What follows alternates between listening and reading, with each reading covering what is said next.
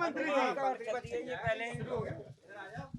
अरे रुक जाओ मंत्री जी, कहाँ चले? लो प्रधान जी भी आ गए। आइए प्रधान जी। क्या प्रधान जी यहाँ नहीं आएंगे क्या?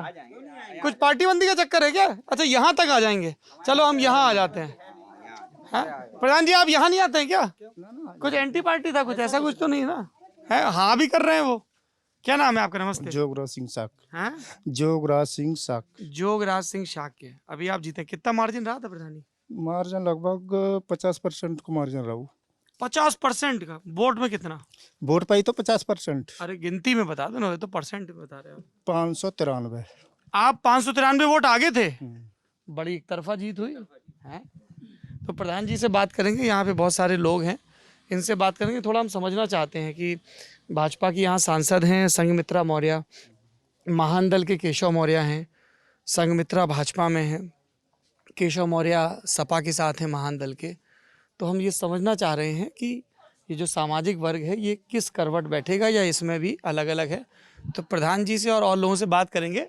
पर बात करने से पहले मैं चाहता हूं कि आप पाकड़ के पेड़ पर कुछ ज्ञान लें जो हमको यहाँ गांव में मिला है कि बहुत घना पेड़ और बढ़ने के लिहाज से इतना तेज कि जरा सी डाल को गोबर में लगा दो, गोबर डाल के मिट्टी में तो बढ़ जाएगा, और घना इतना कि इसके नीचे खड़े हो जाओ तो बारिश ना लगे। और चूंकि ये दूध वाला पेड़ है, पीपल की तरह, बरगद की तरह, आधुनिक पीपल, हाँ कलयुग का पीपल, हाँ, तो इसलिए इस पे चींटियां भी बहुत होती हैं। और यहाँ इस गांव की, यहाँ हम जब आ रहे थे तो स्कूल में सब जगह बड़े घने लगे हुए थे दरख्त, तो चींटियां भी बहुत होती हैं इस पे, ये बात है। तो प्रधान जी हमको ये बताइए कि एक तरफ संघमित्रा हैं भाजपा में, महान दल वाले केशव मौर्य हैं सपा के साथ, तो आप लोगों का मिजाज क्या है? ऐसा मिजाज तो जब प्रत्याशी जब मैदान मांगे तब जनता को असली मिजाज तो तब क्लियर होता है। अब तो लोग बन जब तक वोट न पड़ जाते तब तक जनता को कोई मिजाज ना है। जब वोट पड़ जाए तब समझो।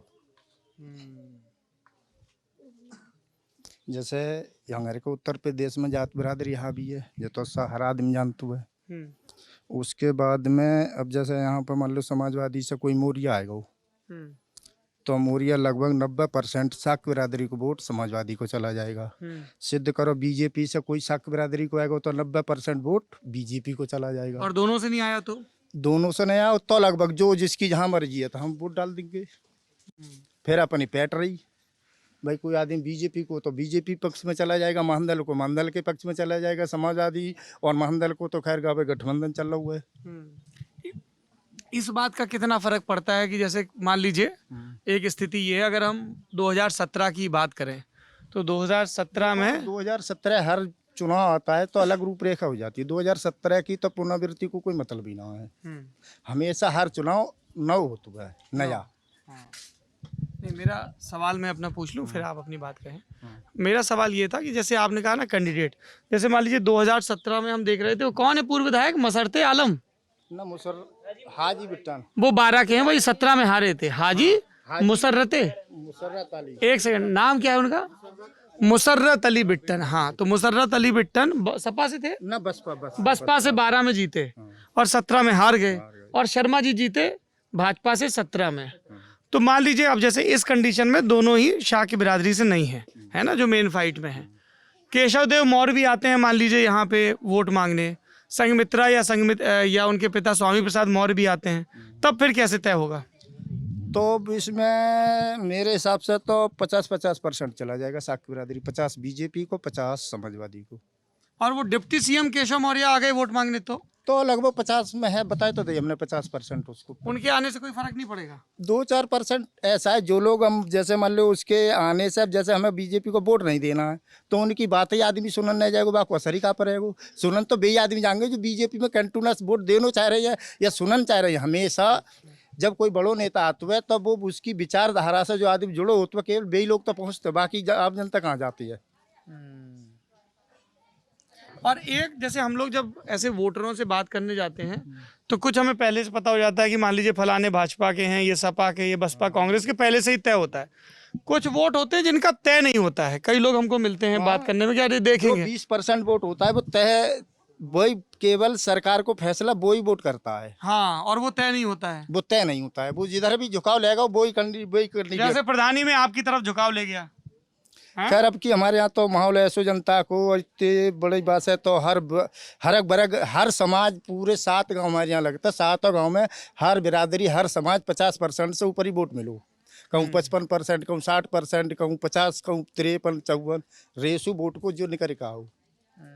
हमें 53% वोट तो नंबर 1 में मिलो और 4% वोट 2 नंबर में मिलो। 2 नंबर वाले जैसे हमारे चिन्ह पे अंगूठा वाले। 2 नंबर पे 4% मतलब ही नहीं समझे। पोलिंग बूथ नहीं, जैसे वोट पड़े, हाँ, जैसे हमारे मोहर की जगह अंगूठा के वोट निकले 4%। टोटल वोट पर हो तो हमें वो तो 4%। इनवैलिड होगा अंगूठे का हाँ वोट। वो इनवैलिड हो, लेकिन जनता अच्छा, ने आप कह रहे हैं समर्थन कि तो कितना वोट मिला कि इनवैलिड में भी इतना वोट मिला। हाँ, किसी आदमी ने समर्थन तो हमारे पक्ष में रहो भाई, वोट वो गिनती में नहीं आओ, लेकिन उसकी मन में तो जा रही चलो हम फलाने कैंडिडेट को अपन वोट डाले आई। अच्छा, एक बात बताइए प्रधान जी, कितना समय हो गया अभी आपको प्रधानी लिया? लगभग 4.5 महीना 5 4.5 महीने। महीना। आपके हिसाब से कौन सी योजना सबसे अच्छी है जो सरकारी योजना आती है गांव के लिए, और कौन सी योजना में सुधार की जरूरत है? देखो योजना तो लगभग 4.5-5 महीने भए हैं, ज़्यादा समय ना हो। योजना तो लगभग सभी सरकार की योजना सभी सही है, जो धरातल पे सही सिस्टम से लागू हो जाए वो सही है। अच्छा, और किसी योजना में आपको लगता है कि सुधार की भी जरूरत है? भाई सुधार में जैसे गरीब आदमी के आवास है, आवास में बड़ा दिक्कत होती है। प्रधान चाहते हो 10-20 गाँव में जो पात्र आदमी उनके लिए 10-20 आवास मिल जाए जो झोपड़ी में पन्नी डाल कर रह रही है। लेकिन हम लोगों ने की इतनी बना है कि जब कि ऊपर से आएंगे कि नीचे से आएंगे न बन पाते। अरे मनी बाबू इधर आइए, ये देखिए, ये मौजूदा प्रधान है और ये पूर्व प्रधान है। आइए इधर, आइए इधर। हैं, तो अब मैं आप दोनों लोगों से आपस में बातचीत है। हमारे गांव पार्टीबंदी नहीं है। पार्टी बंदी नहीं है, पूछ लेना चाहिए। मेरा इनका पहले इलेक्शन हुआ था, अब की मेरा इनका इलेक्शन भी नहीं हुआ। मतलब ये चुनाव लड़े, मैं ओबीसी में थी, मैं जनरल कास्ट से हूँ। तो आप इस बार नहीं लड़े? मैं नहीं और लड़ा। जब आप प्रधान जीते थे तब आप लड़े थे? तो हम 13 वोट से चुनाव हारे सही। अरे करीबी मामला रहा था। करीबी मामला तो रहा। तब आप 13 वोट से जीते थे, फिर आप ओबीसी सीट हो गई तो आप नहीं लड़े। 25 साल में 15 साल हमारे परिवार में रही है। परिवार में रही, अब आपके पास आ गए प्रधान। तो इनसे कुछ आप सलाह वलह करते, जैसे इन्होंने इतने साल प्रधानी संभाली की जरूरत नहीं पड़ती? ना, प्रधान एक ऐसा में एक सचिव मिलता, सचिव सब सारी बातें सचिव बताता है। तो दोनों बातें हैं, हम जब जनता ने इन्हें चुना है तो हम इंटरफेयर क्यों करें इनको? नहीं, हमने तो सलाह कहा। सलाह बिना मांगे देते भी नहीं, वो तो आप, हमने तो इनसे पूछा कि सलाह लेते हैं क्या? नहीं ऐसे हो, जब कोई चीज अब है तो भाई थोड़ा समय थोड़ा बहुत जब समझ में नहीं आया भाई कोई चीज वो हुई तो सलाह भी ले लेती है। सलाह ले लेंगे। इतना कोई ऐसा मन मुटाव तो नहीं है? ना कतई ना, एक राम जोहारी तो है आपस में, है? और वो मंत्री जी कहाँ हैं? कहाँ? अरे मंत्री जी, ये तो देखिए प्रधान, पूर्व प्रधान, ये सब लोग आपको मंत्री जी क्यों बोलते हैं? अरे ना ऐसे ही प्यार में। वो तो मिनिस्टर हैं ये। ऑनरेरी मिनिस्टर मंत्री जी नाम कैसे पड़ गया? अरे कुछ नहीं ऐसे ही। अच्छा, जैसे मैं ये जानना चाह रहा था, अभी मंत्री जी आपसे बात करेंगे। मंत्री तो बड़ा ताकत। बोलूं, हमारे गांव में कप्तान भी हैं, मंत्री भी हैं, विधायक भी हैं। नाम है लोगों के नाम है। बढ़िया। मंत्री तो 2 हैं अपने यहाँ, 2 मंत्री। दो मंत्री। एक घोड़ा मंत्री भी है हमारे यहाँ। घोड़ा मंत्री? घोड़ा मंत्री भी। घोड़ा मंत्री कैसे नाम पड़ गया? उनका स्कूल से ही पढ़ा था, स्कूल से पढ़ गया? हमारे साथ में पढ़ते थे। हाँ। और वो ज्यादा भाग दौड़ ज्यादा करते थे और वो घोड़े की तरह तो। हाँ, और वो कहते थे कि अब दौड़ दौड़ के काम करते हैं अब भी। ईमानदार आदमी, ईमानदार आदमी है। जो सरकारी नल हैं उनकी सेवा कर रहे हैं। और नाम घोड़ा मंत्री।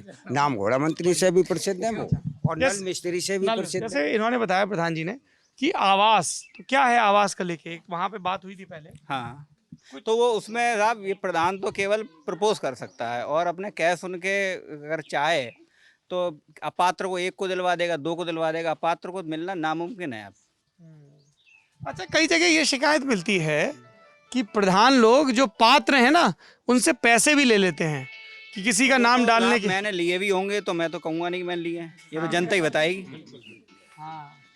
हाँ भाई प्रधान जी, ऐसी कुछ बात होती है? मेरे गांव में मेरे गांव में 680 शौचालय बने हैं। हाँ। और मैं अलग हट जाता हूँ, आप पूछ लीजिए कि जो शौचालय है, मकान बने मेरे टाइम में 8, नहीं एक पैसा नहीं लिया। एक पैसा नहीं लिया, सामने खड़े हैं इसलिए तो नहीं बोल रहे। नहीं साहब, ऐसी बात नहीं है, ऐसी बात नहीं है। हाँ सही बात सही है, बात इनसे है। पूछते हैं प्रतिद्वंदी। ना ना सही बात है, कोई पैसा ना लगो। सब ईमानदारी से काम हुआ। गुना है, लेना साहब बहुत दूर, लेने भी नहीं दिया, लेने भी नहीं दिया। लेने भी नहीं दिया मैंने ऐसे। अच्छा जी, हमारे प्रधान जी प्रधान जी ये हैं अब। भूतपूर्व ये हैं, अब प्रधान जी ये हैं। प्रधान यही हमारा भी, उनके भी प्रधान उनके अब भी यही यही हैं। हैं, हाँ। क्या नाम है आपका? तोषेंद्र नाम है हमारा। तोषेंद्र जी।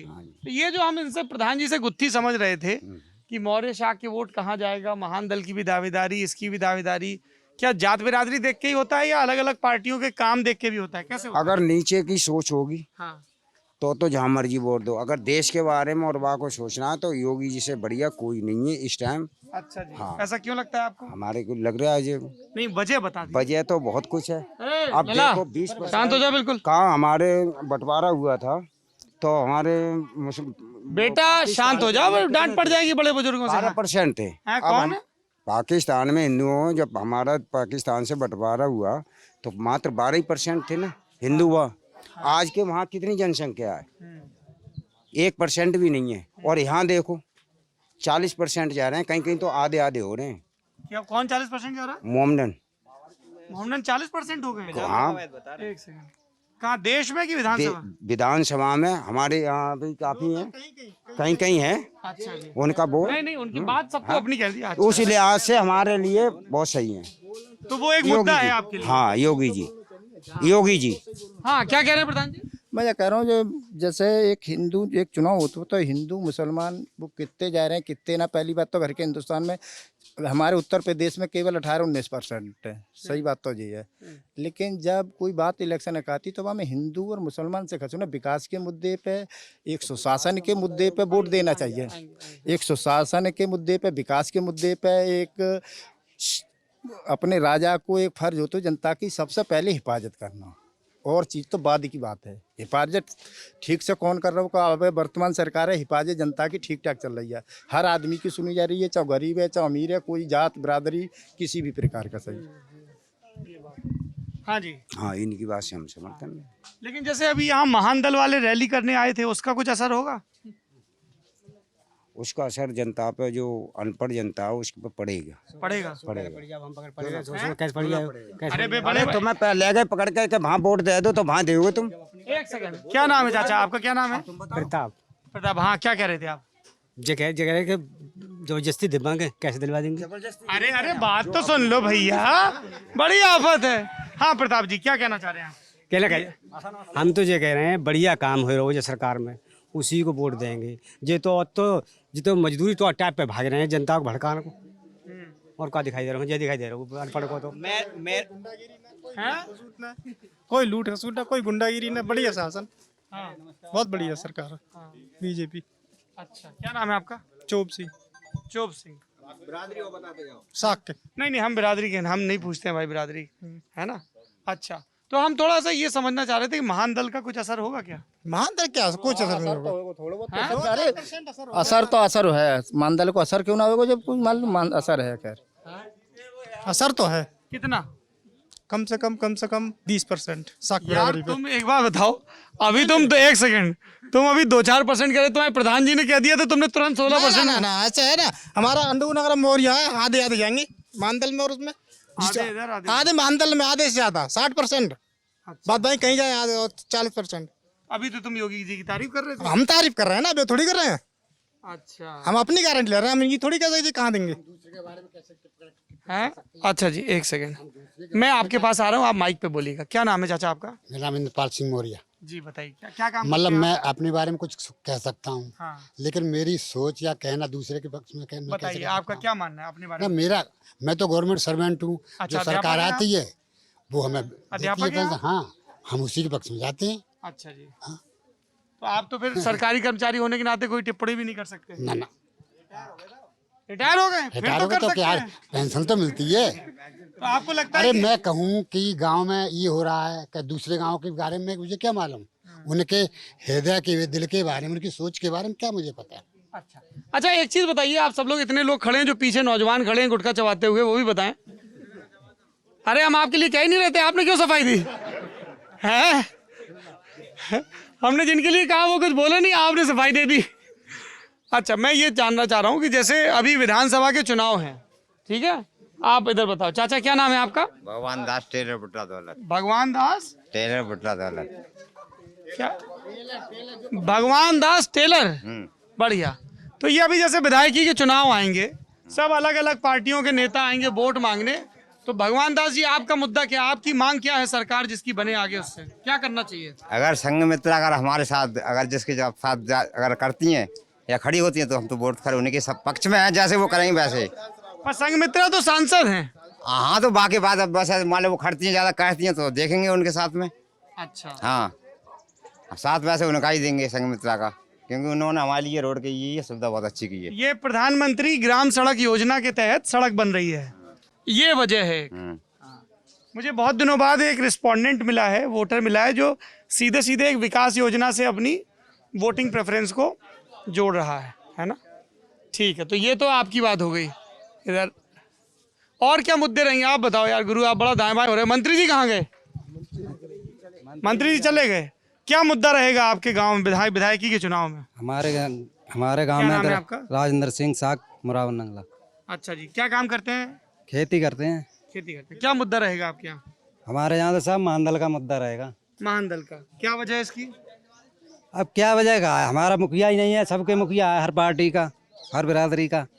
साग बिरादरी का कोई मुखिया है? तो हम तो अपने मुखिया केशव देव के लिए ही वोट देंगे। चूंकि वो शाह की बिरादरी के मुखिया हैं, केशव देव को आप वोट दे दो। केशव देव तो कह रहे हैं कि सपा की सरकार बनाओ, तो सपा की सरकार तो बनाएंगे ही, तो उसमें फिर कैसे मुखिया बनेगा? तभी तो मुखिया बनेंगे। जब मान ली एक जने हैं तब उनसे कुछ चलता नहीं, तो दूसरे का सहारा तो लेना पड़ेगा।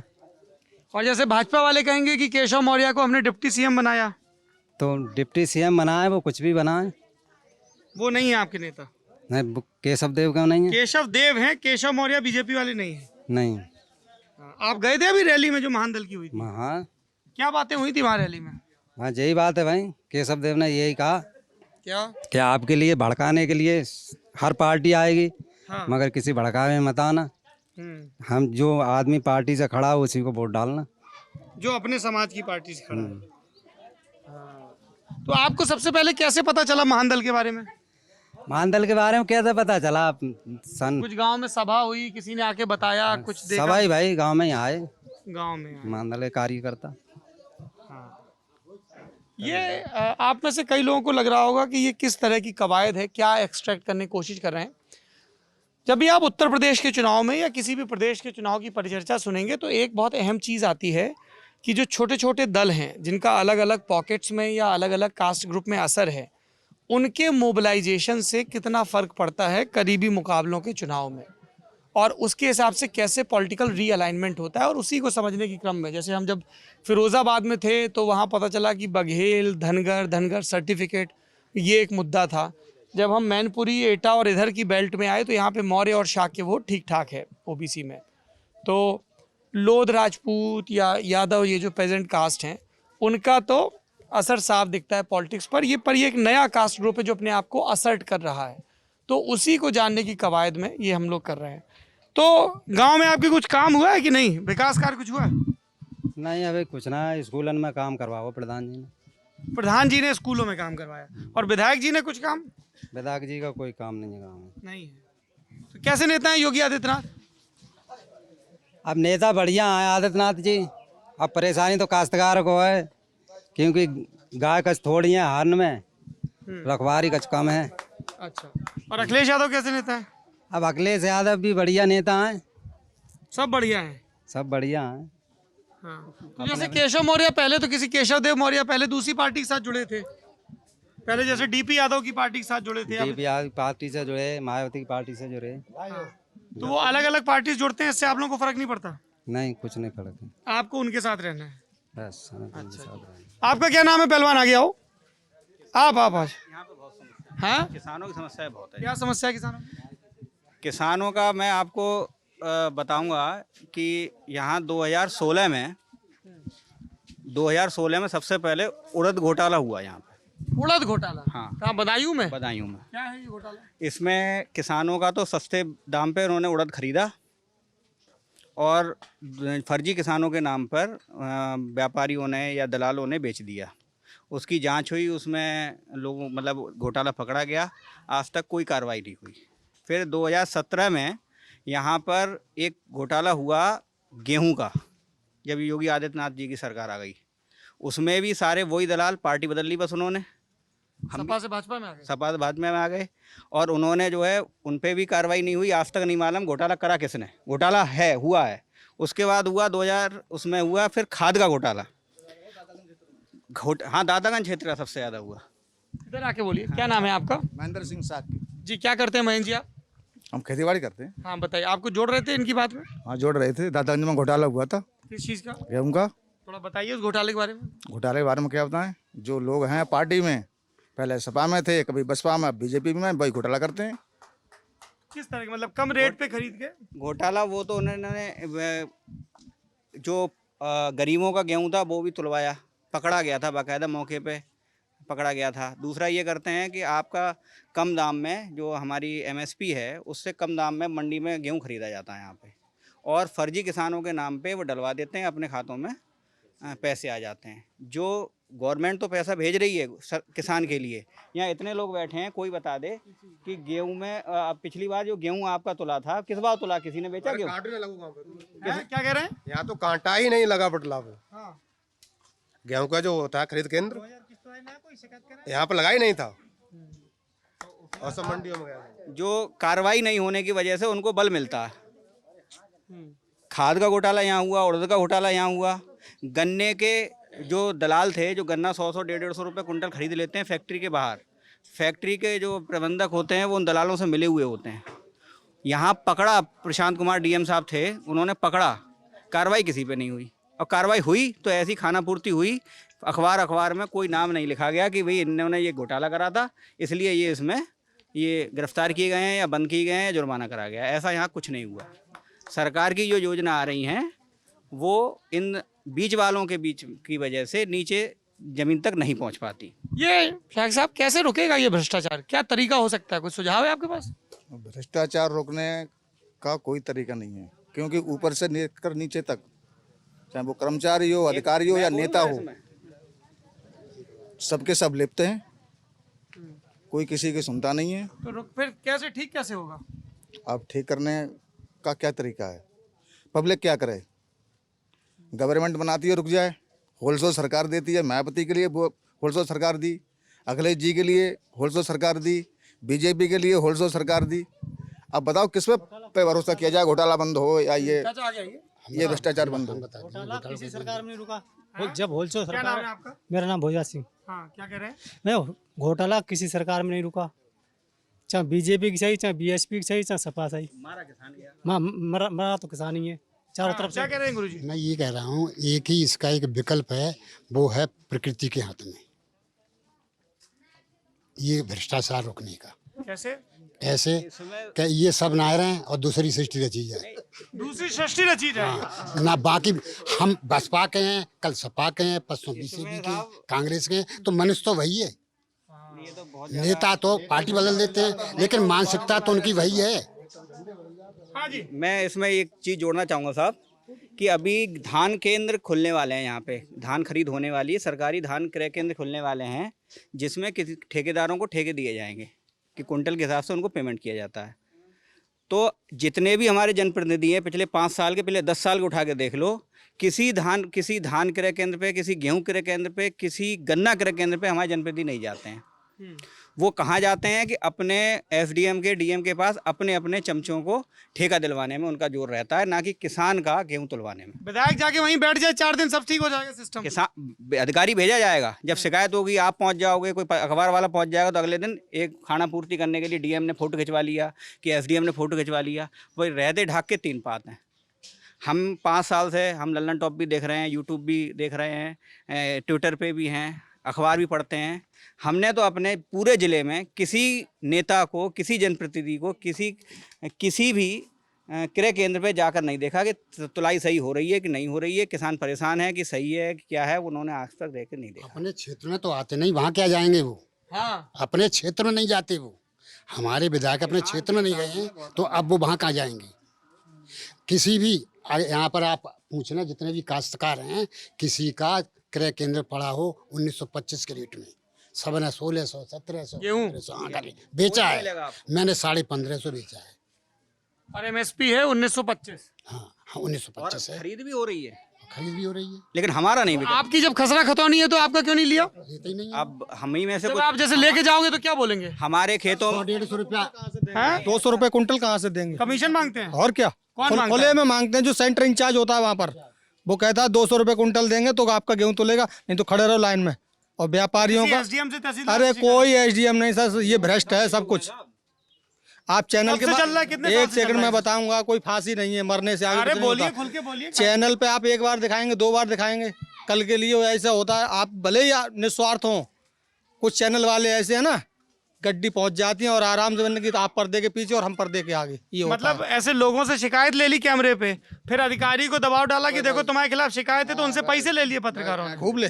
खूब लेते हैं। हाँ हैं? क्या कह रहे हैं? मीडिया तो यहाँ का बिकाई हुआ है। टोटल 100% उस दिन इस देश का सुधार हो जाएगा अगर मीडिया 100% ईमानदार हो जाए। जी। ठीक कह रहे हैं उससे पहले कभी, उससे जो ईमानदार होगा कोई तो कर देंगे, सरकार राखी का आप। हाँ दुनिया में नहीं रहेगा। जेल भेज तो गए। हाँ, कौन से पत्रकार हैं जेल में गए? वो रवीश कुमार, रवीश कुमार को हटा तो दिया शायद। कहाँ से हटा दिया? नहीं, अभी उनका आया था एक दिन। दूसरे थे वो। नहीं जेल में नहीं गए भाई, नहीं, उनका चैनल ही बंद करा दिया था, ऐसा कुछ आया भी 1 हफ्ते वो पहले। एक केबल पे उनका चैनल नहीं आ रहा है, हैथवे पे मेरे ख्याल से, तो उस पे उन्होंने शो किया था। तो ये बताइए कि एक ये जो आपने बताया कि सरकारी गेहूं खरीद केंद्र पे भ्रष्टाचार, ये कब से चल रहा है? हमेशा चल रहा है, हमेशा से कमीशन खोरी। जी जी। हमारे एक ही डीएम ईमानदार इधर आइए, आगे आइए। देवराज, उनसे एक ही हमारे डीएम साहब ईमानदार आए थे, एम देवराज।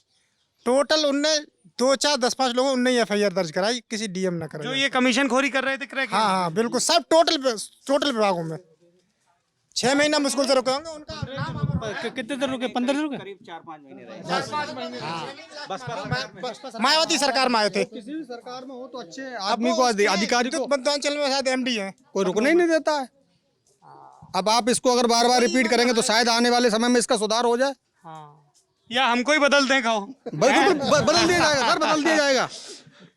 चलिए, यहाँ पे हम लोग गांव में आए हैं, बुटला दौलत में। ये बदायूं की बिलसी विधानसभा लगती है, बिलसी विधानसभा लगती है। यहाँ पर हम लोग आए हैं, तो कई लोग कहते हैं कि साहब आप ऐसे जाओ बहस करवाओ, है ना, सब पार्टियों के लोगों को बुलवा के। मुझे लगता है कि वो लोकतंत्र या गांव की व्यवस्था या वोटर की व्यवस्था को समझने का सबसे खराब तरीका है, जिसमें आप सब पार्टियों के लोगों को बुला के बस 1 घंटे बहस करवा दो, कभी कुछ उसका निष्कर्ष नहीं निकलता। इसलिए लल्लन टॉप इस दफ़ा कोशिश कर रहा है कि अलग अलग गाँवों में, कस्बों में जाए, रेंडमली लोगों से बात करे और फिर जो समस्याएं सामने आ रही हैं, जैसे उन्होंने मौजूदा प्रधान ने कहा कि आवास में हमें ज़्यादा स्वायत्ता मिले, गेहूँ खरीद, उड़द खरीद, उससे पहले गेहूँ खरीद केंद्र पे कमीशन खोरी, तो ये एक मुद्दा सामने आया। प्रधानमंत्री ग्राम सड़क योजना को लेकर भी मास्टर साहब कहाँ गए?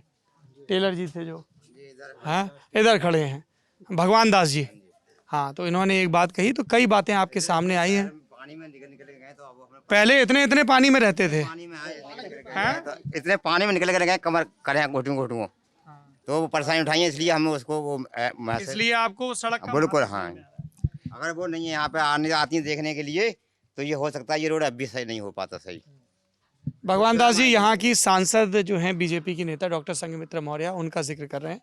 तो आपने अलग अलग रिस्पोंडेंट्स, और जैसे उन्होंने कुछ बिरादरी की बात समझाई कि वो भाई साहब जो पीछे थे, क्या नाम है आपका? राजेंद्र जी ने बताया कि नहीं साहब हमारे नेता कह गए कि हमारी बिरादरी का भी कोई बने। तो ये आपको कितनी लेयर्स दिख गई हैं देखने समझने के हिसाब से उत्तर प्रदेश की या देश की राजनीति को? इसमें आइडेंटिटी पॉलिटिक्स है, इसमें डेवलपमेंटल पॉलिटिक्स है, इसमें करप्शन है, इसमें एक किस्म का डिसअपॉइंटमेंट भी है। आप लल्लन टॉप देखते रहिए और हम यूं ही इस यूपी के हालचाल की यात्रा को पूरा करने के क्रम में लोकतंत्र की अलग अलग सिमतों को, विकास की अलग अलग परतों को, लोगों की आकांक्षाओं को, उम्मीदों और नाउम्मीदों को समझने की कोशिश करते रहेंगे। थैंक यू, शुक्रिया।